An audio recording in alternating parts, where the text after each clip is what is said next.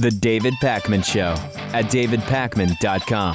Here's kind of an interesting idea. Every time I go to a restaurant, I get into a discussion with different people about their tipping policy. So what's your tipping policy? Do you always tip 15%? Do you tip 18%? Do you tip over 20%? Does it depend on the service? Do you tip some minimum no matter how bad the service is?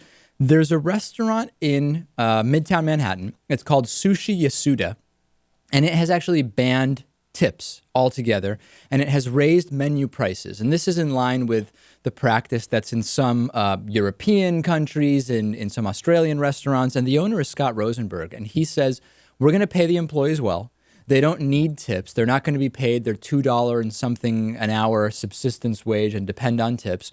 And he says, following the custom, the receipt says when you get the bill, following the custom in Japan, Sushi Yasuda's service staff are fully compensated by their salary.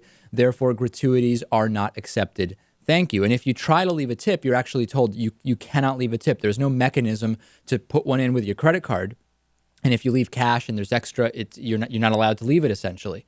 And this, I had a couple thoughts about this. Maybe this is bad, right? You have no recourse if the service isn't good, except if the service isn't good, the staff member, the waiter or waitress risks getting fired altogether instead of just losing a tip because you're considered a true professional. Maybe we would actually get better service and we would have a better economic situation if wait staff were actually paid real wages instead of depending on tips.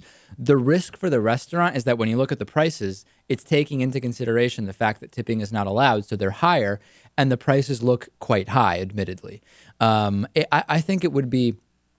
I like the idea that you can go to a restaurant, order, have your meal, go through the whole thing without having that last step where you have to look at the check and start figuring out, well, how good was the service, this, that, and the other thing, how much do I tip?